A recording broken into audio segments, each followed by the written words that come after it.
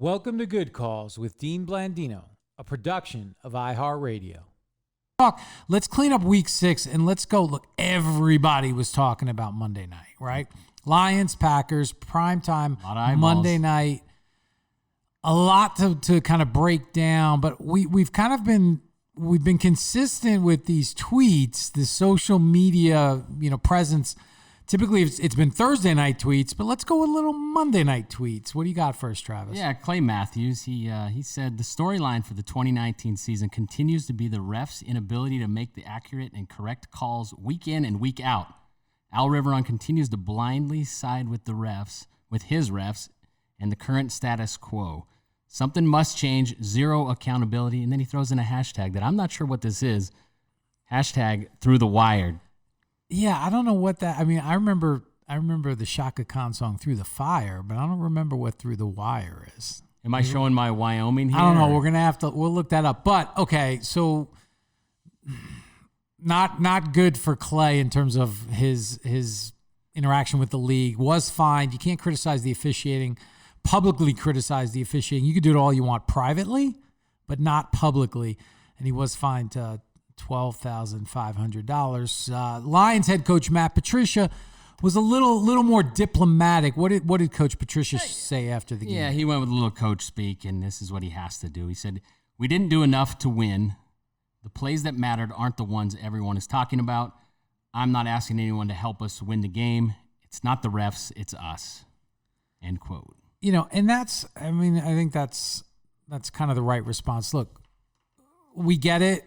It was a tough game. There were some controversial calls.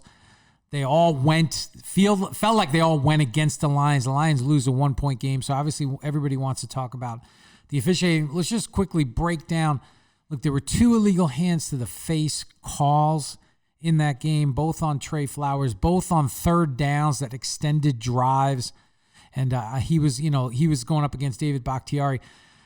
I think one of the things with the rule, and people think, okay, illegal hands to the face, it's kind of a misnomer because it doesn't have to be to the face. Do we have that soundbite, Joe? To the face. Did we take it out? You got to let me know these things beforehand. All right, fine. I thought we had the Eddie Murphy in the face. And but anyway, if we would did, have been a perfect time for it, but obviously audio guy dropped the ball again. They asked probably me to don't take have it the down rights. anyway. We Again. don't have the rights. I don't need Eddie Murphy calling I'll just do me it in the face. Okay.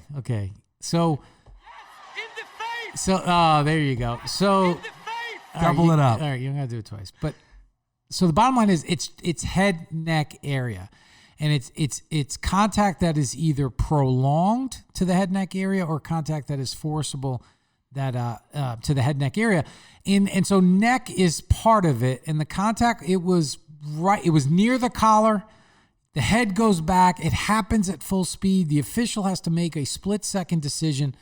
And I can understand why it was called in real time, but obviously these are big calls. They're automatic first downs, and they extended the drive. So you have those calls. You had a hit on Geronimo Allison that was actually, it was a scary situation. Tracy Walker, there's helmet-to-helmet contact. I get it. I understand why on the field the call is made. You have helmet-to-helmet contact, the clearly forcible. Tracy Walker, when you watch the replay, though, he's making a play on the ball, and we would always look at it as if the defender has the same right to the football as the receiver, and if he's making a play on the ball, a legitimate attempt to make a play on the ball, then that contact would be considered incidental. So I don't feel like that was a foul, but I understand why it was called in real time because that happened so quickly.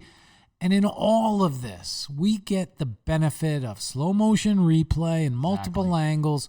The official has to make the call in real time, split second, from their perspective, and then we get to analyze it with more resources. And then, can we talk about mechanics a little bit? And you mentioned perspective. Can we talk about like what guy is supposed to be watching which thing? I know people asked about that on Twitter and on social media. Well, yeah, you look at, you talk about pass play mechanics, and every eligible receiver has an official that is responsible, at least initially, for that receiver. So at the snap, you have an initial key.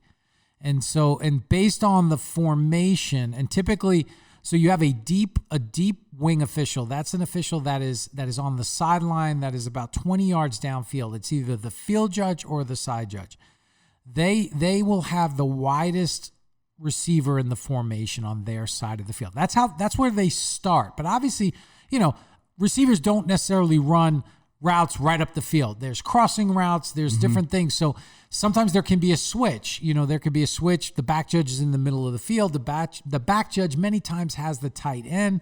And so there could be a crossing route where they have to switch.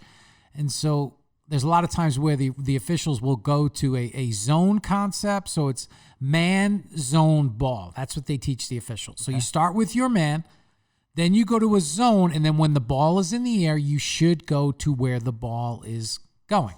So every official is going towards the ball.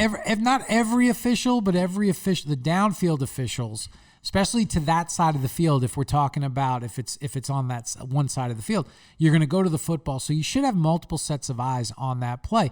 And there are a lot of things to look at. Is it a catch? Was there interference? Was there a hold? Is there contact to the head neck area? And so again, it happens quickly. I can understand why that call was made. And then again, we look at it and we slow it down and we determine that he was making a play on the ball. Good Calls with Dean Blandino is a production of iHeartRadio. For more podcasts from iHeartRadio, visit the iHeartRadio app, Apple Podcasts, or wherever you listen to your favorite shows.